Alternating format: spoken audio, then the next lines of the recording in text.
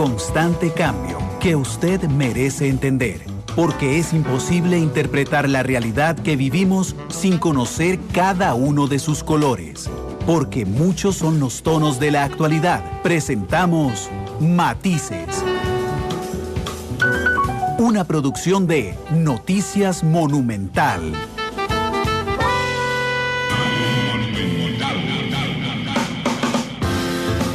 La radio de Costa Rica, 1:39 p.m. Gracias por estar con nosotros en Matices, hoy en horario especial. Hay jornada del fútbol nacional, así es que hoy nos han adelantado Matices a partir de ya y hasta la 1:30 p.m. Como por todos es sabido, don Claudio Alpizar se convirtió ayer oficialmente en precandidato presidencial del Partido Liberación Nacional. Y yo lo invité a que nos acompañara hoy para hablarnos un poco de él, un poco de su anuncio, un poco de sus ideas. Así es que, don Claudio, bienvenido a Matices. ¿Cómo le va? Bien, Randall, siempre es un placer hablar con vos y ojalá que sea de provecho para tu audiencia esta participación. Muchas gracias, don Claudio. ¿Qué tal estas primeras horas después del anuncio de la precandidatura? Mira, muy contento por las buenas reacciones. No te miento cuando te digo que hace aproximadamente 1 año y medio venimos trabajando en un proyecto serio. Y tampoco te miento cuando te digo que tenemos gente muy comprometida trabajando en temas de comunicación, en temas de mercadeo, y lo mejor de todo es que es voluntariado y ganas de trabajar y gusto por la política, y eso también te genera un compromiso mayor, no solamente con el país, sino con la gente que tiene esa vocación de poder ayudar y sacar esto adelante y hacer una propuesta que esperamos sea diferente y del gusto de los ciudadanos. Sí, vamos a hablar de la propuesta, por supuesto, más adelante. Sin embargo, yo sé que no es ajeno para usted ve redes sociales. Ayer usó una frase que ha generado mucha polémica, don Claudio, particularmente, y se lo digo directamente, para alguien que es consistente e insistente en que habla de política con P mayúscula, ¿verdad? Y curiosamente ayer toma un tema que ya fue superado jurídicamente, que se convirtió en el tema principal de la pasada campaña política, dejando de lado otro montón de temas, y el candidato que dice que habla de política con P mayúscula lo vuelve a poner sobre el tapete con esa frase de me casé como nos casábamos antes con las mujeres. Y te pregunto, ¿qué tiene de malo la frase? Te lo pregunto porque fíjate que en el pasado los perritos, yo que tuve en el restaurante, los animalitos no podían entrar a los restaurantes. En el pasado las mujeres no podían ir a misa sin velo o con pantalón. En el pasado no reciclábamos.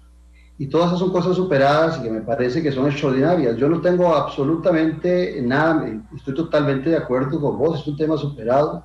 Nunca me opuse al matrimonio entre dos personas del mismo sexo. Me parece que es una decisión de adultos, de mayores de edad, que están en toda su disponibilidad de hacer lo que les plazca con su vida. El tema resultó ayer, tal vez para tus oyentes, si no vieron la presentación, donde yo hago una referencia sobre una pregunta del espacio para la mujer y hago referencia de que yo me crié entre puras mujeres. Yo soy de una familia diferente porque no tuve padre, o sí tuve padre, pero nunca conviví con él. No le conocí hasta ya avanzada mi vida, y me crié con una bellísima abuela, con mi madre, una mujer extraordinaria, con mi tía y una prima, y lo que dije fue, y posteriormente me casé con una mujer, hice la broma de como en el pasado, y tengo 2 hijas, he estado entre puras mujeres.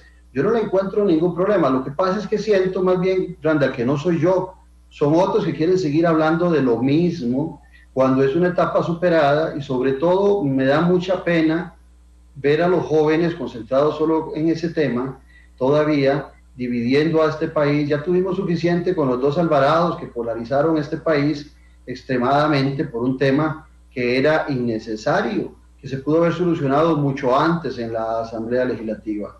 Yo tengo amigas y amigos que son homosexuales, son súper buenos amigos míos, los respeto mucho. El que me conoce sabe abiertamente que yo no tengo ningún problema con las relaciones homosexuales. Yo promuevo las relaciones heterosexuales, tengo mi derecho también, soy heterosexual, disfruto mucho a mi esposa y disfruto mucho a mi familia, pero te aclaro, no tengo absolutamente, por supuesto que no había nada, y la frasecita la sacan de contexto, no dicen todo el contexto. Puede ser que la broma a algunos no les gustara, pero te repito, en el pasado no reciclábamos, las mujeres no podían usar pantalón, no podían entrar a misa sin velo, no votaban las mujeres, y todas esas cosas. Entonces, perdón, siguiendo su orden de ideas, como reciclar es positivo, que usen pantalones es positivo, ¿usted ve como positivo el avance de que Costa Rica permita las uniones de personas del mismo sexo? Totalmente, ya te lo dije, no tengo ningún inconveniente, es una relación, es una decisión de adultos, se cumple la edad de adulta según la Constitución a partir de los 18 años, cada quien está en disposición, no es formalizar algo que existe hace muchos, muchos años. Yo tuve amigos que vivieron escondidos por el país que teníamos en su homosexualidad, sin el derecho a expresarlo, y lo recuerdo perfectamente. Inclusive tengo uno que recuerdo con mucho cariño, que murió de SIDA y murió siempre escondiéndose, él y su pareja. Entonces yo predico lo que yo soy, y los buenos creyentes y los buenos humanos respetamos las decisiones de los demás. Estamos en un país de libertades. La última pregunta de eso, nada más para pasar a otro tema. Ahora que conoce la reacción que generó esa frase en lo particular, ¿cree que ese guiño, esa broma, sobró ayer cuando estaba contando el origen de su familia, don Claudio? Puede que sí, puede que haya sobrado la frase. No es la primera vez que la digo. Tal vez la sensibilidad de algunos, porque repito, si usted saca la frase, y es cierto, yo te lo estoy diciendo, yo me casé como a la antigua, con una mujer. Ese amigo mío que murió de SIDA no pudo casarse en los tiempos pasados como le hubiese gustado, y que hoy se puede. Don Claudio, por supuesto que yo conozco a Claudio Alpizar porque un tiempo fue analista nuestro aquí en Noticia Monumental como politólogo, después tuvo sus programas en radio y televisión. Y sinceramente no lo sé, ¿usted tiene alguna experiencia en la función pública, don Claudio? Sí, sí la tengo en cuerpos intermedios, digamos mi trabajo por la Universidad de Costa Rica, tanto en lo administrativo como en lo público. Estuve un tiempo de asesor legislativo en la Asamblea Legislativa, conozco ese monstruo por dentro. Después de ahí he sido un estudioso profundo del Estado costarricense. Mi tesis fue sobre la sectorización de las funciones superiores del gobierno de Costa Rica, de licenciatura.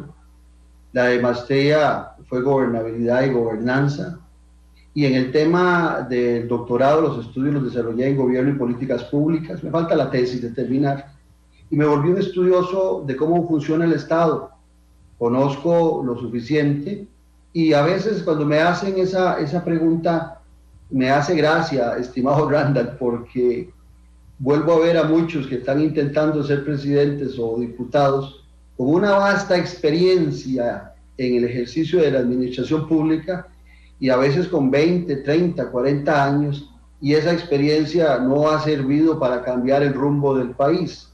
Entonces no sé a qué experiencia tal vez quieran acceder algunos. Y tengo la experiencia que yo creo que es fundamental, que tal vez algunos que generan política no la tienen, el venir desde la clase media baja y saber lo que cuesta salir adelante, gestar desde una familia, desde un hogar, formarse, y eso en muchas ocasiones es mucho más importante. También tuve mis negocios particulares pequeñitos todos, porque yo he sido un emprendedor pequeño, y sé lo que es ser jefe, sé lo que es ser el dueño de una empresita pequeña, y también lo que se sufre. Entonces la experiencia para llegar a ser presidente de la República va por diferentes caminos. Aquí yo no conozco una escuela de presidentes de la República, ni aquí ni en ninguna parte del mundo. Don Claudio, el brinco ese entre analista, productor, de alguna manera, de un espacio radiofónico y televisivo, a tener una participación política activa, ¿cuál fue el parteaguas? ¿Por qué ese brinco? No es muy común. Es que me gusta la pregunta porque me permite comentar algo que seguramente vos, como comunicador, porque yo soy politólogo, estoy en los medios Alguna gente me dice periodista y por respeto al periodismo siempre digo que soy politólogo, porque tampoco me gusta que hay gente que se defina como politólogo y no lo es. Y en ese marco siempre respeto mucho, aunque la Sala Cuarta nos hizo a vos y a mí colegas, ¿verdad?, con la disposición que tomaron. Pero fíjate que yo tengo 10 años de tener un programa, bueno, estoy en la 10ª temporada de un programa de televisión. También tengo 6 años de estar en un programa de radio. Y dirigí el Instituto Rodrigo Facio de Liberación Nacional y di clases en Administración Pública, Ciencias Políticas en la Universidad de Costa Rica. Y llegué al momento del convencimiento que estaba predicando mucho, pero había poca acción. Y me desilusionaba, porque vos, mejor que nadie, Randall, sabés el poder que tiene un micrófono como ese que tenés al frente. Pero también en muchas ocasiones ese poder es solamente de denuncia, y por supuesto que los políticos le tienen gran temor. Pero también, como siempre he hablado de política con P mayúscula y que la política sí importa, muchos me animaron a participar en este proceso electoral, y te lo digo de corazón, lo hago con una gran vocación, porque me pasa la del jugador de fútbol o de cualquier otra actividad, que lo que hace lo disfruta. Entonces yo esto lo disfruto. A mí los memes, los twitters, y eso no me afectan absolutamente en nada, porque sea lo que ingresé, sé en lo que estoy, y sé que hay mucha política rastrera, así ha sido siempre, pero conmigo van a topar con pared, porque siempre, desde ayer, desde antes, verán política con P mayúscula, y eso es lo que quiero hacer. Randall, yo no estoy aquí para oponerme a ningún hombre ni ninguna mujer, yo estoy aquí para hacer la política diferente. Que cajita blanca para Claudio Alpizar, a lo mejor, y como le digo a mis buenos amigos, si me entierran en cajita blanca, pónganles un lacito morado, por relación a esa prisa, ¿verdad? Pero es posible que muera en cajita blanca por querer hacer la política diferente. Me hizo gracia que hiciera referencia a los memes. Usted no se imagina la cantidad de memes que he visto desde que ayer lanzó las imágenes, los gráficos, con las frases a la derecha donde está su cara, don Claudio. Y, sí. Digo, lo hizo para que monten memes, porque digo, es una de las explicaciones que yo encontré es cómo tomarse una foto con un cartón al frente en blanco, donde le pueden poner lo que sea, fue el propio. Mira, ¿de qué no te hacen memes? Ahí en Facebook vos ves ahora, veo un programita o un sistema donde vos podés borrar la persona que va al frente tuyo o la casa que está al frente tuyo y queda solo en la foto. Eso no me afecta, más bien me promueve. Los que no quieren que sea visto Claudio Alpizar lo están promoviendo. Algunos dirán que en una mala publicidad, pero eso se acostumbra ya. Hay que tomarlo con humor. El que no tiene humor, el que no se ríe de sí mismo, mejor que no se mete en política. ¿Ya los vio? Sí, claro, ahí me llegan, los amigos me los mandan. ¿Cuál hizo más gracia? Mira, hay uno particularmente que me hizo gracia, de una anécdota que hablo yo, de cuando me caí del carro de lechero y me quebré la pierna. Hay otro que me hace gracia cuando hace referencia a que vengo de la clase media baja, y alguna gente piensa que los que venimos de la clase media baja o de la pobreza tenemos que morir en la clase media baja o en la pobreza, que no hay posibilidades de desarrollo. Pero qué interesante, el Estado solidario en que yo me desarrollé desde los 58 años estaba exactamente basado en la teoría de la justicia, para que todos aquellos que nacíamos de raíces muy humildes pudiéramos ya no nacer, Randall. Vos estás más joven, aunque parecemos de la misma edad, pero vos estás más joven. Estoy seguro que sí. Pero recuerdo que yo tuve la suerte de nacer en una clínica pública, tener pediatra. Mi madre nació en una casa con una partera, no tenía pediatra. Y después tuve la oportunidad de ir a la escuela, al colegio, ir a la universidad. Yo soy un producto de la educación pública costarricense desde mi ingreso a la escuela hasta los estudios de posgrado. Entonces, ese mundo, esos memes me hacen gracia, porque yo creo que también ejemplifican mucho el menosprecio que hay de algún sector que piensa, sobre todo aquellos que fingen ser progres, porque yo fui progresista, yo soy socialdemócrata de aquella época. Lo que pasa es que el progresismo ahora es otra cosa, y resulta que el progresismo actual piensa que el que nace pobre tiene que nacer pobre, que no puede avanzar. Yo soy de clase media, y en esta pandemia, si no me cuido, paso para la clase media baja y sigo bajando. Esa es la gran preocupación que siento yo hoy por la clase media costarricense, y eso es lo que refleja nuestro movimiento, que le pusimos Esperanza Nacional porque estamos muy concentrados en volver a generar esperanza desde la política. Usted dijo ayer, y no me acuerdo textualmente, pero la idea era que había mucha gente que se quejaba de que, que estaba cansado de que Liberación Nacional llegara al poder. Y usted dijo, yo también, porque Liberación Nacional no son las raíces de la socialdemocracia que usted dice representar. Sin embargo, don Claudio, si usted llega a ser candidato presidencial, de los candidatos a diputados, excepto uno, que es el que escoja usted, excepto uno, serán de esa Liberación Nacional que a usted no le gusta. ¿Cómo podría gobernar así? Es sumamente importante ese tema. Liberación, ese desarrollo que te hice yo sobre lo que permitía el Estado Solidario recientemente, eso se inicia en los años 40. Seguro para los jóvenes dicen, uy, qué pereza hablar de los años 40. Y lo inicia alguien que no es liberacionista, lo dice el doctor Rafael Ángel Calderón Guardia, pero es Liberación el que lo potencializa a partir de 1949 en adelante, después de que se forma en el 51. Inclusive habían jóvenes como los de hoy que eran progresistas extraordinarios, Daniel Oduber, Rodrigo Facio, Roberto Brenes Medecén, Isaac Felipe Azofeifa. Esos progresistas que no eran seguidores del Calderón Guardia te dan la razón en todo ese proceso de desarrollo social. Liberación lo potencia y lo lleva al máximo y desarrolla una clase media sustancial.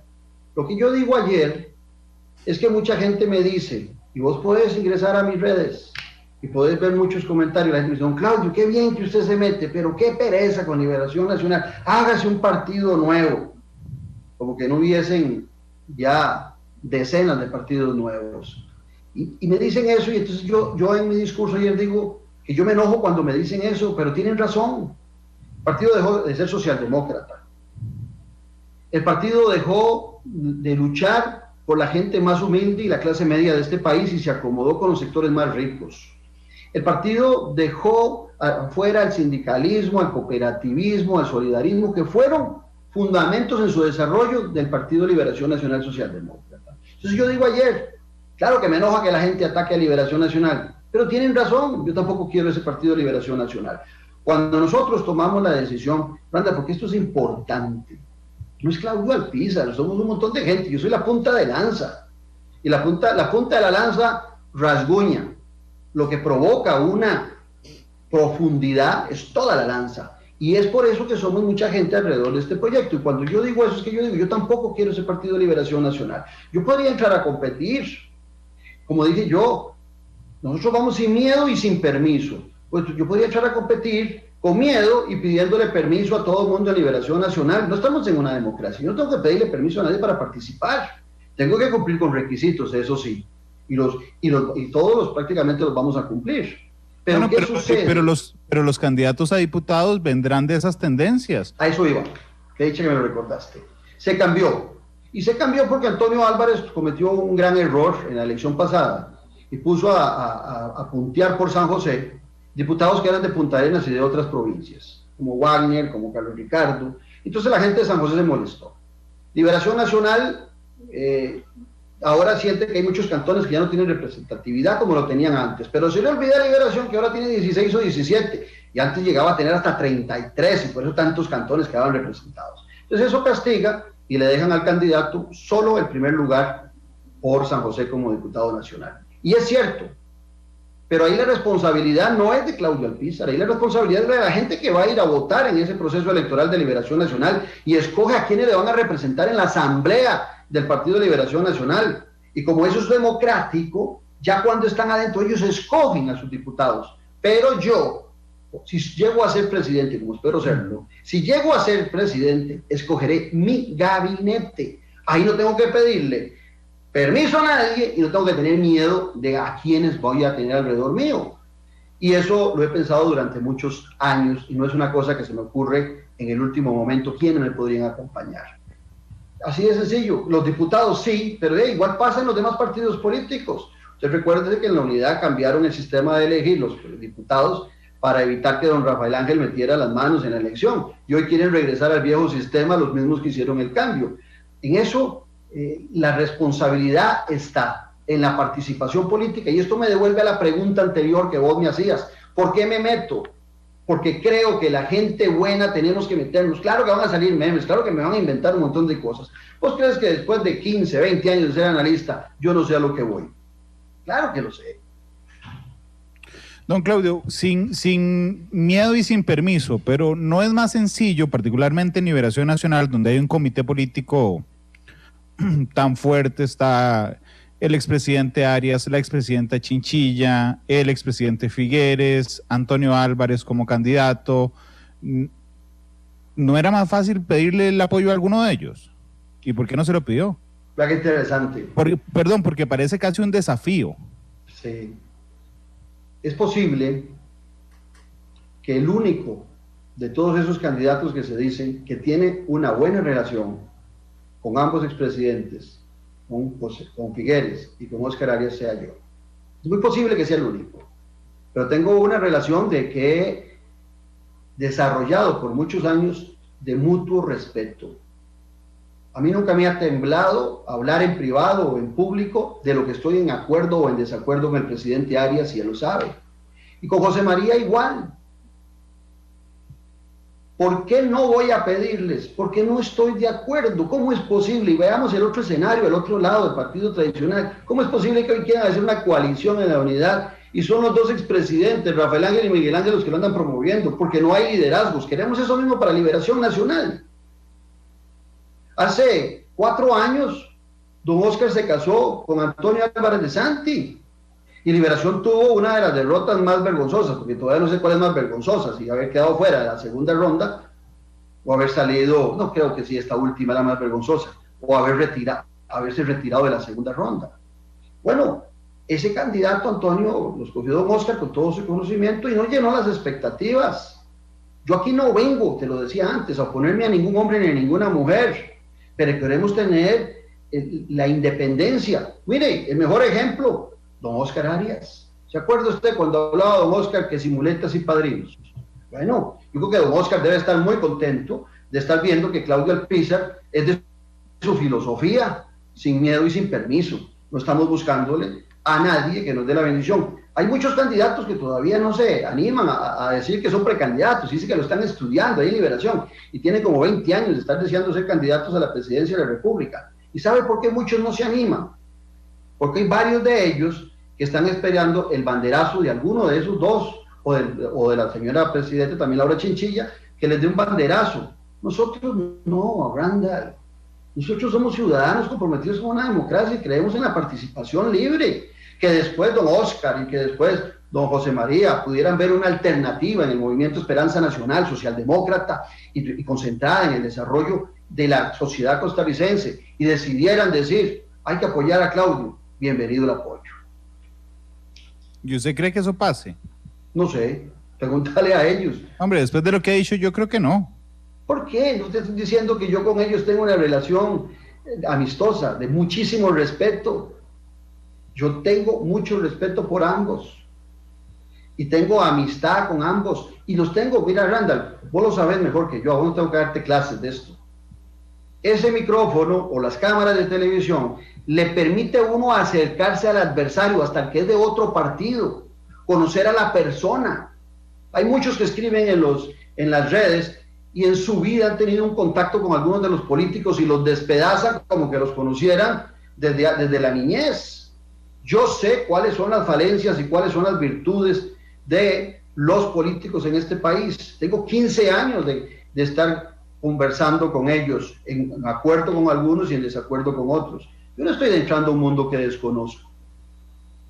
Don Claudio, hablemos de las propuestas. ¿Me podría decir para usted, supongo que tendrá muchas más, pero cuáles son las 3 principales propuestas que usted le plantea al país? Son 4.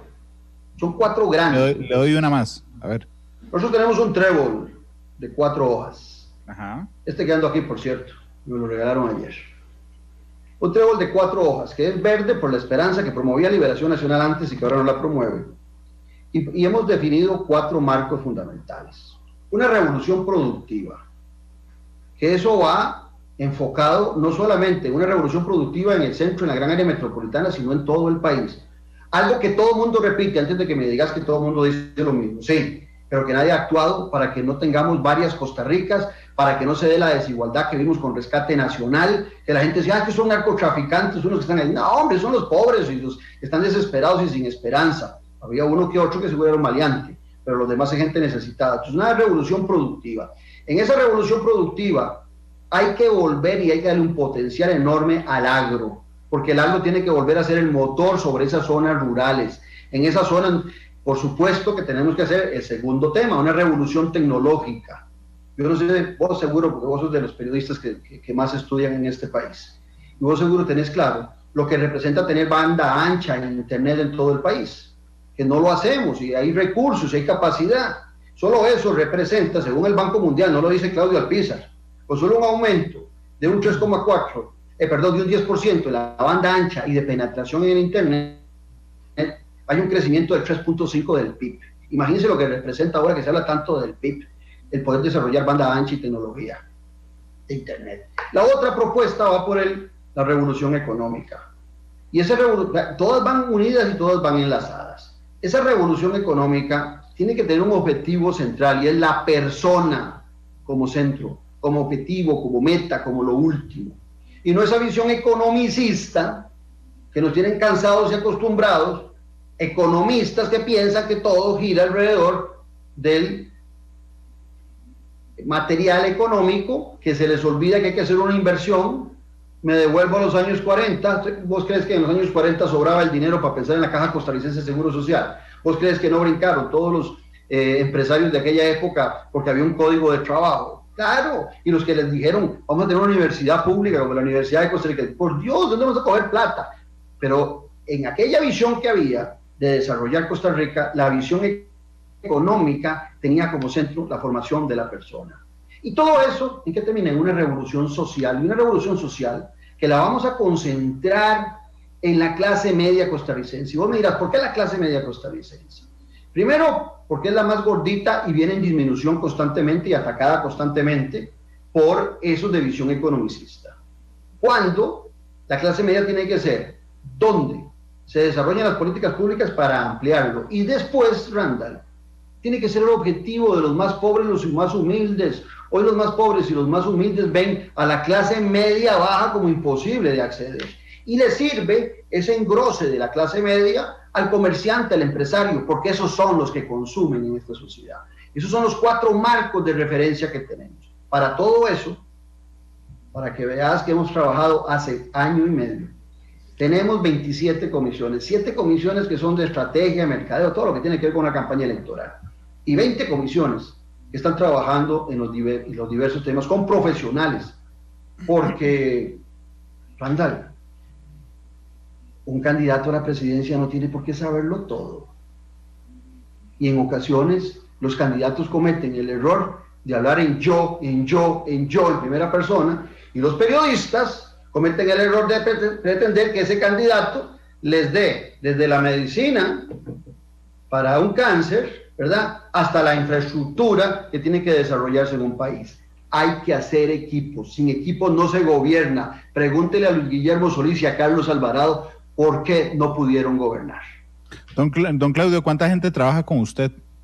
Mira, más de 500 personas, profesionales todos, gente con experiencia en todas las áreas. ¿Y el equipo de campaña, que supongo que es más reducido que eso? ¿El equipo que se dedica específicamente a temas de campaña? Mira, pueden ser unas 50 personas fácilmente. En esto también hay que ser claro, Randall.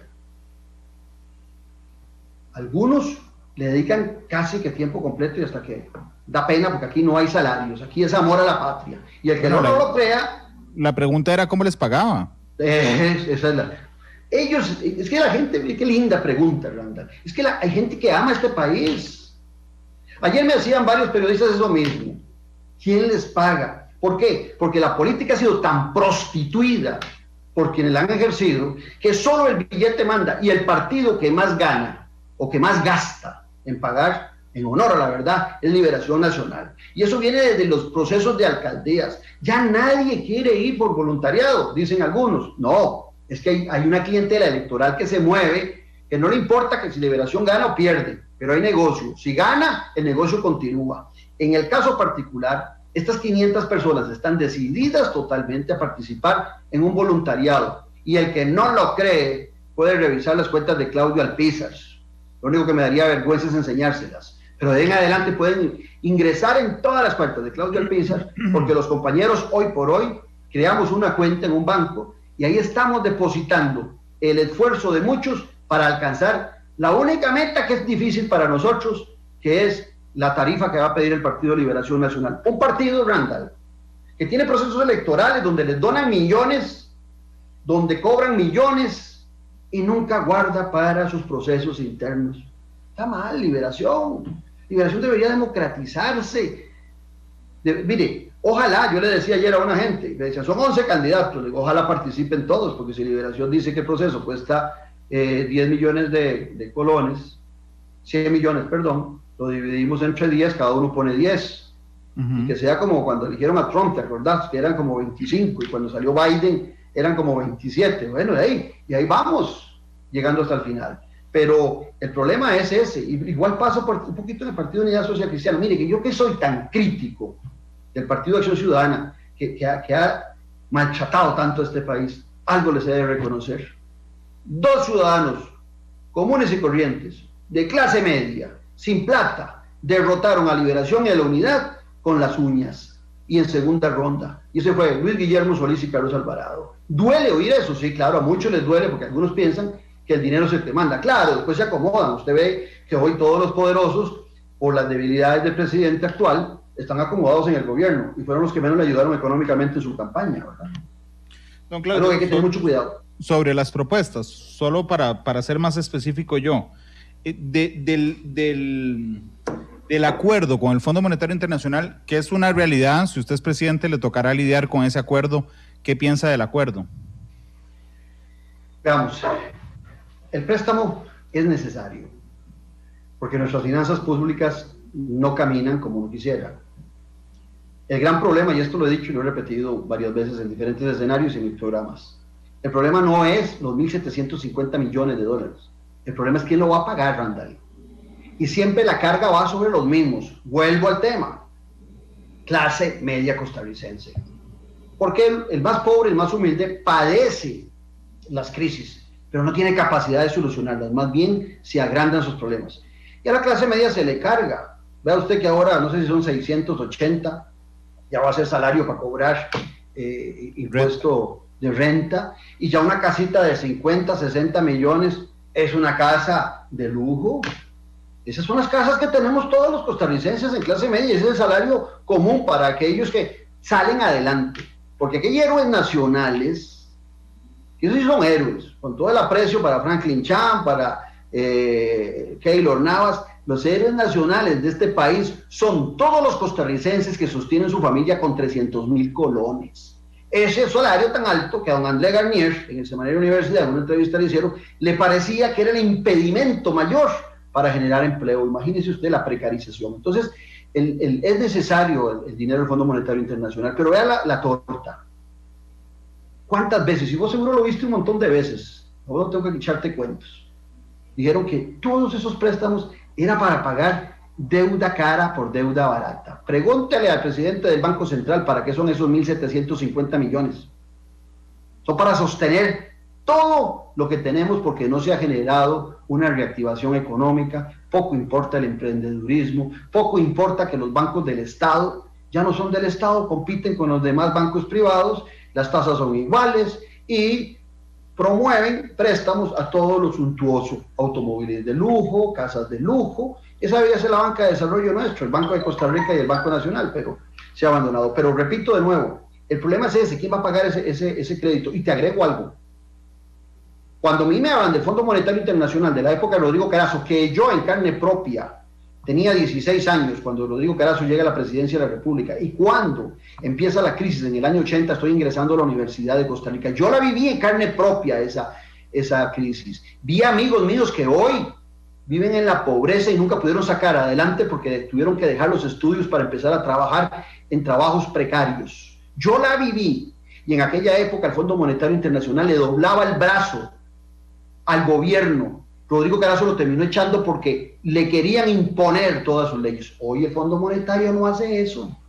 Pregúntele a don Rodrigo Cubero, que se desarrolló toda su vida en el vientre de ese monstruo, si no cambió a partir del 2000, y lo que decide el Banco Mundial y lo que le proponen los gobiernos, acepta y él va jugando un poquito, dígame cómo lo va a solucionar. Todas esas soluciones que hoy están en el Fondo Monetario Internacional las propuso Carlos Alvarado con su equipo de gobierno, que me extraña que esté siempre don Rodrigo Cubero en ese equipo de económico, porque hay independencia del Banco Central. Yo nunca he visto un ministro, un presidente del Banco Central que toma las decisiones colegiadas, porque son de junta directiva, tan metido en un equipo gobierno económico. Entonces, nunca lo he visto. Del cáñamo, ¿qué piensa, don Claudio? Mira, seamos breves para que me alcance a plantearle más preguntas. Sí, el cáñamo a mí me parece que es una curita en problemas económicos tan grandes. Eso no le va a solucionar en absoluto al sector agronómico, al sector rural, su producción. Ellos producen otro tipo de productos que son fundamentales para nuestra independencia alimentaria y los hemos dejado de lado. Eso no sé, que lo discutan en la Asamblea Legislativa. Yo dudo que eso cambie el país. ¿Alguna propuesta específica para el tema mujer en todo lo que conlleva exclusión económica, exclusión política, femicidios? Nuestra propuesta es para la persona. Evitamos hacer esas diferencias entre unos y otros. Sin embargo, creo que la mujer siempre tiene más bajos salarios, tiene menores oportunidades. El trabajo de la mujer siempre está complicado porque a pesar de que ha cambiado el mundo, muchas siguen siendo amas de casa y también tienen que ser parte del subsidio o de los ingresos para su hogar. Aquí hay que promover y seguir promoviendo la formación de la mujer en la educación costarricense. Tiene que tener las mismas facilidades. En gobiernos de liberación se habían hecho, se hizo mucho, en el gobierno de Laura Chinchilla recuerdo que se hizo mucho para que existieran los hogares donde podían dejar a sus hijos, las mujeres, y pudieran no solamente ir a trabajar, sino a estudiar. Aquí lo que hay que buscar es la equidad entre la relación que hay entre el hombre y la mujer a la hora de trabajar, que se ha logrado desde el punto de vista de los salarios, pero no desde el punto del ingreso de ellas a la fuerza laboral, porque siempre tienen mayores impedimentos que los otros. Se lo digo yo, que tuve la experiencia de ver a mi madre y a mi abuela sacando adelante una casa como una fábrica de achote artesanal. Entiendo eso, don Claudio, entiendo eso, pero es diagnóstico. ¿Pero cuál es su propuesta para arreglarlo? Nuestra propuesta es muy sencilla. Ellas van a tener espacio en todas estas áreas que están establecidas. El granjero de América, cuando usted va al granero de América, perdón, no granjero, granero de América, a producir, ahí hay mujeres que trabajan en la agricultura. Es que no hay diferencia entre unas y otras. ¿Por qué queremos marcar las diferencias? Las diferencias son de oportunidades, pero si usted empieza a generar empleos y tiene las mujeres igualmente capacitadas y una economía abierta y el derecho al emprendedurismo, ¿por qué no le damos la oportunidad que las mujeres también tengan el mismo acceso de los recursos? Son tan limitadas ellas en los bancos del Estado y en la banca de desarrollo. Mira, aquí el señor Yunus nunca hubiera sido Premio Nobel de la Paz porque no hubiera podido prestarle sin garantías a las personas que requieren un impulso. Las mujeres requieren un impulso sustancial para poderse desarrollar, no solamente en la crianza familiar como ha sido costumbre, sino en el emprendimiento. Y el emprendimiento es determinante en los grupos de trabajo que hemos tenido. La gente de tecnología tiene claro que la mujer tiene que tener el mismo acceso a la tecnología que el hombre, y cuidado si no un poco más, porque la mayoría de ellas siempre están en la casa. Tienen claro que en la agricultura hay hombres y mujeres trabajando en la agricultura. Tienen claro que como empresarias hay hombres y mujeres. O sea, no podemos seguir pensando que las mujeres son relegadas o que debemos dejarlas en un segundo plano porque el hombre es el que subsidia y lleva los recursos al hogar. ¿Usted está de acuerdo con la explotación petrolera o de gas natural? De gas natural estoy totalmente de acuerdo. El gas natural no lo dice Claudio Alpizar, no lo dice el G20, los países más poderosos del mundo se reúnen en Argentina y deciden que el gas natural es el puente para pasar de las energías fósiles a las energías limpias. Pero nosotros somos tan fabulosos que queremos brincarnos ese puente y tenemos una riqueza natural en gas natural. Dirán algunos, antes de que me preguntes, que lo sé, me van a decir, es que cuando se saca gas natural saca petróleo. Sí, y usted el petróleo lo puede vender. Y hay formas ya diferentes en donde la sostenibilidad de esas actividades se pueden hacer. Es que Costa Rica siempre ha sido ambiental. Mire, en el top 10 del mundo Costa Rica no aparece como país ambiental y Noruega sí aparece en los primeros 3 lugares. Y Noruega saca su petróleo, lo vende y le da sostenibilidad al desarrollo de las energías limpias de su país. ¿Cómo cree usted que Noruega ha logrado subsidiar toda la transformación del transporte público, se llame trenes, se llame buses, lo que sea, los mismos automóviles particulares? ¿Usted cree que salió del cielo? No, mis amigos. Eso lo hicieron sobre la base del petróleo, pero no lo utilizan en su país. Ahora, es que nosotros somos muy ambientalistas y el gas natural, el GLP, el gas licuado del petróleo, es de lo que más crecimiento tiene hoy en el consumo de los costarricenses, porque ante lo caro que se ha vuelto la electricidad, desde el Recope se ha vuelto un exigimiento del consumidor más gas licuado. Entonces, ¿por qué no producimos algo más amigable con el ambiente? Y le agrego algo, ¿por qué no pensar también en que esas energías bien tratadas, repito, es que aquí también, Randall, hay fundamentalismos que nos joden, perdóname, fundamentalismo religioso no nos deja ver que todos somos iguales ante Dios y ante la ley. El fundamentalismo economicista solo piensa que todo es alrededor del dinero y el debe y el haber, y todo el mundo tiene que estar en una situación precaria a pesar de que la está pasando mal y que hay posibilidades económicas de desarrollar un país, sacar de la pobreza. Y el otro es el ambientalista. El ecologista tiene al hombre, al ser humano, hablemos para que no digan que solo hablo del hombre, el hombre y la mujer, me gusta más hablar de la persona, a la persona como centro. El ambientalista tiene como centro el ambiente y poco le interesa en muchas ocasiones el desarrollo del ser humano. Es el desarrollo del ser humano lo fundamental. Entonces, si tenemos posibilidades de desarrollar algunas actividades en forma sostenible, es que somos muy ambientalistas, porque los que se roban el oro allá en Cruzitas, son los extranjeros. Nosotros no. Los que despedazan Cruzitas y las zonas, son extranjeros. Nosotros seguimos siendo ambientalistas. Nos han robado alrededor de 400 millones de dólares en oro. Imagínense ese dinero en un programa de pensiones, como lo hacen también los noruegos. Hay que hablar de la gente que hace las cosas bien. Y tienen uno de los mejores sistemas de pensiones. Hay gente que ya ha nacido en Noruega, le faltan 25 años para nacer y ya tiene asegurada su pensión. Pensemos en la gente que la pasa mal. El equilibrio en las decisiones es fundamental.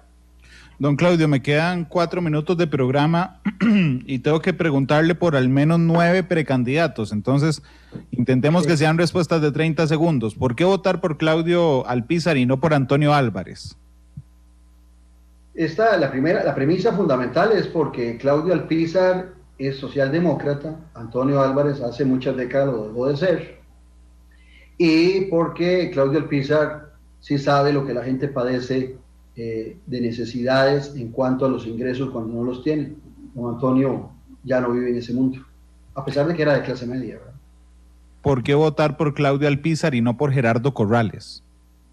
No, si dijeron de socialdemocracia, porque Claudio Alpizar está donde debería estar, en un partido que ha dejado de ser, pero es socialdemócrata. Pero es que don Gerardo Corrales debería estar con él y Fensa y Otto Guevara, se equivocó. Yo creo que la brújula ideológica lo llevó a una mala ubicación. ¿Por qué votar por usted y no por José María Figueres? Con José María me une mucho la visión socialdemócrata y el tema de la tecnología, pero creo que ya él tuvo su oportunidad, es un expresidente, se le respeta como tal, es una figura mundial y Costa Rica ocupa a alguien concentrado en Costa Rica y ese soy yo. Si usted no estuviera, ¿votaría por José María? De todos los que están ahí, desde el punto de vista ideológico, es el que más respeto, desde el punto de vista ideológico. ¿Por qué votar por usted y no por Roberto Thompson? Porque Claudio es independiente y Claudio no está esperando que alguien lo escoja para ser candidato. ¿Y don Roberto? Ya te contesté, no. Mi respuesta es lo que soy yo, no. Don Roberto Thompson está esperando, igual que Carlos Ricardo, que alguien los escoja y que alguien les dé la bendición. Bueno, me quemó la de Carlos Ricardo Benavides, pero ¿por qué no votar por usted? ¿Por qué votar por usted y no por Carlos Ricardo? No, y Carlos Ricardo ha demostrado en toda esta gestión de diputado que el liberacionismo está totalmente distante de él. Podrá estar alguna derecha recalcitrante y algún sector financiero muy contento con Carlos Ricardo, y seguramente tendrá mucho dinero para una campaña, pero el voto socialdemócrata no puede estar, si es consecuente, con Carlos Ricardo. Acuérdese de esta frase, no es mía, de Winston Churchill: muchos se van de los partidos para mantener sus principios y otros se quedan en un partido para cambiar de principios. Yo creo que Carlos Ricardo y otros son de los que han cambiado, se han mantenido en Liberación cambiando de principios. ¿Por qué votar por usted y no por Fernando Zamora? Porque en el caso particular de Fernando también le tengo respeto, porque es otro emprendedor y otro valiente. Pero en el caso particular, Fernando está muy concentrado en el mismo Partido Liberación Nacional, que no le permite ver más allá. Fernando está pescando en el borde del mar. Claudio Alpizar está pescando en el océano, en la profundidad de la desesperación, de la preocupación y de la desesperanza. Fernando sigue pescando en la orillita del mar. Un candidato de Liberación que pesque en la orillita del mar termina como Johnny Araya retirándose de la elección, o como Antonio Álvarez fuera de la segunda ronda. Ocupamos un candidato que pesque en el océano, en el centro, que sea atractivo para aquellos inclusive que no son liberacionistas. ¿Por qué votar por usted y no por Guillermo Constenla? Ya le pasó su momento a don Guillermo. Don Guillermo es un ejecutivo fuerte, interesante, pero yo creo que las generaciones más recientes exigimos espacios, y ya don Guillermo es de una muy vieja generación. Don Claudio, es la 1:25. Tengo que hacer una pausa comercial. Regresamos de la pausa. Le doy un minuto para su mensaje final. Escoge una canción de cierre. Yo siempre le pido al invitado que escoja una canción para cerrar. Entonces, permítame ir a la pausa y ya volvemos. De acuerdo.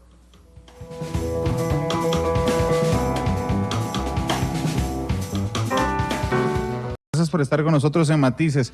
Don Claudio, ahí le están preguntando en Facebook, y yo le doy un minuto más para que me conteste esto, que si no es cierto que usted se fue de Liberación con Antonio Álvarez. Yo no sé si es cierto que cuando él se fue para Unión para el Cambio, usted se fue con él también. No me fui con él, lo conocí en Unión para el Cambio. Yo no le voy a mentir a la gente. Yo me hago mi primer voto es por don Luis Alberto Monge en el año 82. Ese mismo año, en la Universidad de Costa Rica, me hice socialdemócrata de Ciencias Políticas.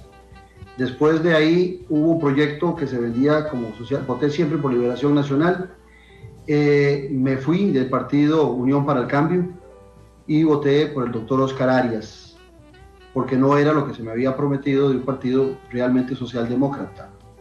Y desde el 2006 cotizo mes a mes, pago una cuotita a Liberación Nacional. Yo quisiera saber que esa pregunta la hacen aquellos que tienen una definición muy particular de qué es el liberacionista. Eso lo podemos hablar otro día. Don Claudio, le doy un minuto. ¿Por qué debieran de considerarlo a usted, los liberacionistas, como una opción seria? Lo primero, porque soy el único que le puede a Liberación Nacional asegurar cazar, pescar votos en el océano y generar empatía con otra gente para ganar, ya sea en una primera o en una segunda ronda electoral. Porque yo no estoy aquí solamente para recuperar al Partido de Liberación Nacional, sino que hay un objetivo mayor, que es recuperar y salvar a Costa Rica